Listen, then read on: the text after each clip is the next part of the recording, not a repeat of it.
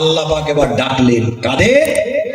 সাপকে ডাকলেন, ময়ূরকে ডাকলেন, আদম নবীকে, আম্মাজান হাওয়া আলাইহিস সালাতু ওয়াস সালামকেও ডাকলেন। চারজনার কঠিন শাস্তি হবে, কারণ আজকে তোমাদের কারণে জান্নাতের মধ্য থেকে তোমরা বাইরে বার হবে। গন্ধম খাওয়ার কথা মানো করেছিলাম। এ ময়ূর, তুমি সাহায্য করেছিলে সাপকে, সাপ তুমি গালে করে জান্নাতের মধ্যে ঢুকিয়েছো, তোমাকেও শাস্তি দেওয়া হবে। আদম তোমাকেও শাস্তি দেব, হাওয়া তোমাকেও শাস্তি দেব। আমার ভাইরা, এই শাস্তিগুলোকে আপনারা শুনতে চান নাকি? কথা বলেন বাবা, কতজন শুনবেন? একটু হাত তোলাতে একটু কষ্ট দিচ্ছি। আল্লাহ পাক রব্বুল আলামিন এবার চারজনকে ডাকলেন, এই সাপ তুমি কেন সাহায্য করেছিলে? বলো বলো। আল্লাহ, আমার ভুল হয়ে গেছে আল্লাহ। সাপের তখন পা ছিল, সাপের তখন পা ছিল, পা দিয়ে হাঁটাহাঁটি করতো, সাপের গাল দিয়ে সুন্দর খুশবু বার হতো। আমার ভাইরা আমার, আল্লাহ পাক সাপকে অনেক কঠিন শাস্তি দিয়ে দিল। আল্লাহ বলে, এই সাপ তুই আজকে তোর কারণে আমার নবী আদম আলাইহিস সালাতু ওয়াস সালামকে আমি সব করে তৈরি করলাম, জান্নাতের মধ্যে ছিল, আজকে জান্নাত থেকে তোর কারণে বাইরে বার হতে হয়েছে। আজকে আমি তোকে কঠিন শাস্তি দেব, তোর শাস্তি হলো পা গুলো সব খুলে নেব, তোর আর পা রেখে দেব না। আর তোর মুখ দিয়ে যে খুশবু বার হতো, ওই খুশবুর বদলে আজকে তোর মুখ দিয়ে বিষ বার হবে। আর আমার আদম নবীর যত সন্তান আসবে, তোকে দেখলেই ওরা মারধর করবে, তোকে দেখলেই ভয় পালিয়ে যাবে আর মারবে। এই শাস্তি দেওয়ার পরে আল্লাহ পাক জান্নাত থেকে বার করে দিলেন। সাপ কান্নাকাটি করলো, কিন্তু আল্লাহ পাক শুনলেন না, সাপকে বাইরে বার করে দিলেন। আমার ভাইরা, আদম নবী সাপ দেখার পরে, আদম নবীর বাচ্চারা, আমরা সাপ দেখার পরে কি গো বাবা, সাপের কাছে চলে যাই না, আমরা লাঠি নিয়ে দাঁড়িয়ে যাই। চিড়িয়াখানার মধ্যে সাপ দেখেছি বাবা, বড় বড় সাপ রয়েছে, সাপ দেখলে ভয়ে মানুষ পালিয়ে যায়। এই ময়ূর, তোর শাস্তি হবে। ময়ূরের ডানা ছিল 600 ডানা ছিল। আমার ভাইরা আমার, 589টা 598টা ডানা খুলে নেওয়া হলো, আর মাত্র 2খানা ডানা দিয়ে দেওয়া হলো। আর ময়ূরের পা গুলো ছিল গোল্ডেন কালারের। যখন পেখম তুলতো, পায়ের দিকে তাকালে ময়ূরের মনটা ভালো হয়ে যেত। এই ময়ূর, তুই সাহায্য করেছিলি সাপকে, এই জন্য আমার জান্নাতের মধ্যে শয়তান আজাজির আসতে পেরেছে। তোর শাস্তি হলো সমস্ত দানাগুলো সব খুলে নিলাম। তুই যখন পেখম তুলবি ভালো দেখাবে, তোর পায়ের রংটা কুৎসিত কদাকার করে দেব। যখন তুই তোর পায়ের দিকে ফিরবি, মনটা খারাপ হয়ে যাবে। এই জন্য ময়ূরের পায়ের রং হলো কুৎসিত কদাকার। আদম, তোমার শাস্তি হলো আজকে তোমার আমার কথা মান্য করেছো, আদম আলাইহিস সালাতু ওয়াস সালাম, তোমার শাস্তি হলো অন্য কিছু না। আজকে জান্নাতের মধ্য থেকে দুজনকে বার করে দেব, তোমাদের দুজনকে আমি অনেক ডিস্টেন্সে রেখে দেব। আম্মা জান হাওয়াকে রাখলেন জেদ্দাতে, আর আদম নবীকে রাখলেন সিংহল দ্বীপে, যেটাকে বলা হয় শ্রীলঙ্কা, ভারতবর্ষের জমিনে অবস্থিত। আদম আলাইহিস সালাতু ওয়াস সালামকে রেখে দিলেন। অনেক লম্বা চওড়া আলোচনা। এবার রেখে দেওয়ার পরে আদম নবী 350 বছর কান্নাকাটি করলেন। বাবা আমার ভাইরা আমার, স্ত্রী শোকে কান্নাকাটি করলেন, আল্লাহ ভুল হয়ে গেছে, আজকে আমার স্ত্রী আমার কাছে নাই। দেখবেন বাবা, সব চাইতে যদি স্বামী স্ত্রী মিল মহব্বত হয়, ওই সংসারটা আল্লাহ পাকের রহমত বর্ষণ হয়। আজকে আমাদের স্বামী স্ত্রী মিল মহব্বত নাই। মিল আছে নাকি বাবা? কথা বলেন। আম্মা জান আয়েশা সিদ্দিকা রাদিয়াল্লাহু তাআলা আনহা, আমার নবী পাক যে জায়গায় গ্লাসে মুখ দিয়ে পানি খেতেন, ওই জায়গায় আম্মা জান আয়েশা সিদ্দিকা রাদিয়াল্লাহু তাআলা আনহা ওই জায়গায় মেনশন করে মুখ দিয়ে তিনি পানি খেতেন। কেন?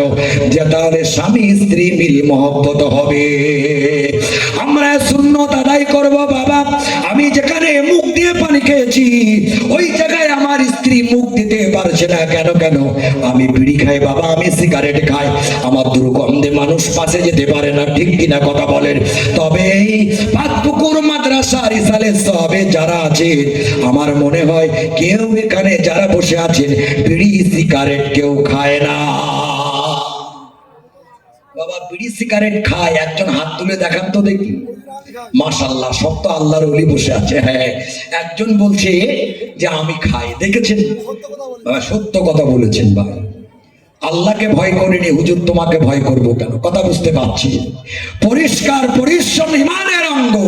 আমার ভাইরা, আজকে বিড়ি সিগারেট খাওয়ার পরে মুখটা কত দুর্গন্ধ হয়, নিজের গাল তো নিজে বোঝা যায় না। আমার ভাইরা বুঝতে পারছেন তো মিল মোহব্বত কিভাবে আসবে? তবে মিল মোহব্বত খেয়েছে ভাই এই 25,000 টাকা দামের এই জিনিসটা। কি গো, ঠিক কিনা কথা বলে? 5G হলে আনলিমিটেড নেট আছে, ঠিক কিনা? 349 রিচার্জ করবেন, জিও কোম্পানি আনলিমিটেড দিয়ে রেখেছে। রাতের বেলা খাটের উপরে উঠবে, স্ত্রী ডান দিক ফিরে ফেসবুক করছে, স্বামী বাম দিক ফিরে ফেসবুক করছে, রাতের কোনো খবর নেই, রাত পার হয়ে গেছে। কি গো, মহব্বত আসবে না কিনা ঝামেলা হবে? কথা বলে। রাতের বেলা মোবাইল গুলো ড্রেসিং টেবিলের উপরে রেখে দেন, দিয়ে শয়ন করেন, শুয়ে পড়েন, মাঝখানে কোনো বালিশ রাখবেন না, পাশাপাশি হয়ে শুয়ে পড়েন। বাচ্চা যদি ছোট থাকে ঘুমিয়ে পড়লে পাশে রেখে দেন, আপনারা দুজন পাশে থাকেন। বলে হুজুর এত গায়ের দুর্গন্ধ পাশে যাওয়া যায় না। কি গো, কথা বলে? আরে বাবা, যে নবী পাক সম্পর্কে আলোচনা করেছিলাম, এই নবী পাকের পসিনা মুবারক, ঘাম মুবারক গুলো আমার ভাইরা আম্মা জান আয়েশা সিদ্দিকা রাদিয়াল্লাহু তাআলা আনহা তিনি বোতলে করে রেখে দিতেন। মদিনার বাচ্চারা যখন বিয়ে করতে যেত ওই ঘামগুলো আতর হিসাবে ব্যবহার করতেন। জুড়ে বলবেন না সুবহানাল্লাহ। আমার গায়ে দুর্গন্ধ আমি বুঝতে পারি, লেডি ডাইনা সেন্ট ব্যবহার করবে, তাও এই দুর্গন্ধ যাবে না। নাভির নিচে 41 দিনের মধ্যে লোম কাটতে হবে, অনেকে আমরা কাটি না। কি লজ্জা করলে হবে না, জানতে হবে মশলা। বগলের নিচে বগলের লোমগুলো কাটতে হবে। আমার ভাইরা, ভাইরা আমার, একজন বাবা কেউ মাইন্ড করবেন না, ভাইরা আমার, একজন বাঁচে উঠেছে, রড ধরে দাঁড়িয়ে আছে, বগলের লোমগুলো দেখা যাচ্ছে। তা বলছে দোকানে যদি এই মাল হয় তাহলে গোডাউনে কতটা আছে। কথা বুঝতে পারছি? কি গো, ভুল ভাবছেন নাকি? বাবা এগুলো করবেন না। মাদ্রাসার জলসায় এসেছে, কিছু মশলা জানতে হবে, এগুলো কাটতে হবে, পরিষ্কার করবে। আর জামা কাপড় ছেঁড়া হোক পরিষ্কার রাখবেন। আমার ভাইরা, আপনার ব্যক্তিত্ব বজায় রাখতে গেলে পরিষ্কার পরিচ্ছন্নতা বজায় রাখতে হবে। মুখে দুর্গন্ধ থাকলে হবে না। 5 ওয়াক্ত নামাজে মেসওয়াক করুন, আপনার মুখে দুর্গন্ধ চলে যাবে। রাসূলুল্লাহর হাদিস আছে, মান তামাসসাকা বিসুন্নতি ইনদা ফাসাদি উম্মতি ফালাহু আজরু মিয়াতা শাহীদ। রাসূল বলেছে শেষ জামানাতে আমার কোন উম্মতি যদি আমার একটা সুন্নতকে জিন্দা করে, আল্লাহ পাক তার নামাজ আমলে 100টা শহীদের সওয়াব লিখে দেবে। একটু জোরে বলবেন না সুবহানাল্লাহ। এইটা একটা সুন্নাত যদি জিন্দা করতে পারে। পরিষ্কার পরিচ্ছন্নতা। যাদের মুখে দাড়ি আছে পকেটে চিরুনি নিয়ে ঘুরেন কেন? যখন দেখবেন বাবা চাচা মাঠে গেছে, যাওয়ার পরে পান্তা খেয়েছে কাঁচা ঝাল দিয়ে, ঝালের খোসাটা দাড়িতে বেঁধে আছে, গায়ের কম বলছে ও চাচা তোমার দাড়িতে ঝাল বেঁধে আছে। বলে বাবা বুঝতে পারেন। এগুলো দেখলে অন্য দাদারা ক্রিটিসাইজ, ব্যঙ্গ করবে। আপনাকে পকেটে করে একটা চিরুনি রাখেন, পরিপাটি হন। কথা বুঝতে পারছেন? স্বামী স্ত্রী মহব্বত। আদম নবী স্ত্রী শোকে কান্নাকাটি শুরু করলেন, কাঁদতে কাঁদতে চোখের নিচে ঘা এসে গেছে। আর আমাদের এখন স্বামী স্ত্রী হয়েছে, স্ত্রী বলছে পশ্চিমে মরলে আমি বাঁচতাম, আর আমি বলছি মরলে আর একটা বিয়ে করতাম। এইটা হয়েছে আমাদের মহব্বত। মুসলমান ভাইরা আমার, আদম আলাইহিস সালাতু ওয়াস সালাম এবার তিনি কান্নাকাটি শুরু করলেন স্ত্রীর জন্য। আমার ভাইরা, একজন আছেন জেদ্দাতে আর একজন আছেন শ্রীলঙ্কাতে। আদম নবী কান্নাকাটি শুরু করলেন, 350 বছর কাঁদলেন। কাঁদতে কাঁদতে কাঁদতে কাঁদতে চোখের নিচে ঘা এসে গেল। বাবা ঘা হয়ে গেল। আদম নবী এবার আল্লাহর কাছে দোয়া করলেন। আদম নবীর মনে পড়ে গেল, আমি তো আল্লাহর কাছে দোয়া চেয়েছিলাম, আল্লাহ পাকের আরশের নিচে একটা নাম আমি দেখেছিলাম আল্লাহর পাশে, লা ইলাহা ইল্লাল্লাহ মুহাম্মাদুর রাসূলুল্লাহ। এই নামটা আমি দেখেছিলাম। ওই নামটা নিঃসন্দেহে কোনো মহান ব্যক্তির নাম। আমি ওই নাম দিয়ে কান্নাকাটি করব। অজান্তে আদম নবীর অজান্তে এবার বিশ্ব নবীর নামটাকে দিয়ে কান্নাকাটি শুরু করে দিলেন। আমার ভাইরা কান্নাকাটি করলেন। কান্নাকাটি করার পরে পরে মক্কায় একটা পাহাড় রয়েছে, হাজী সাহেবরা হজ করতে গেলে সেখানে যায় জাবালে রহমত পাহাড়। ওই পাহাড়ের উপরে আদম, আমার ভাইরা আমার, পাহাড়ের উপরে আদম নবী দাঁড়িয়ে গেলেন। দাঁড়ানোর পরে আল্লাহর কাছে বিশ্ব নবীর নাম দিয়ে কান্নাকাটি করলেন। আল্লাহ বলে, আদম তুমি এতদিন কান্নাকাটি করেছো আদম, আমি তোমার কথা, তোমার দোয়া কবুল করিনি। এখন তুমি যার নাম দিয়ে দোয়া করেছো আমি আর আল্লাহ থাকতে পারিনি, কারণ আমি আপনার হাবিবকে, আমি আমার নবীকে হাবিবকে ভালোবাসি, এই জন্য আমি তোমার দোয়াটা কবুল করে নিলাম। এখন তিনি চোখটা খোলার পরে জাবালে রহমত পাহাড়ের উপরে দাঁড়িয়ে আমার ভাইরা দোয়া করলেন, দোয়া কবুল হয়ে গেল। চোখ খোলার পরে তিনি দেখতে পেলেন আম্মা জান হাওয়া আলাইহিস সালাতু ওয়াস সালাম দাঁড়িয়ে আছেন।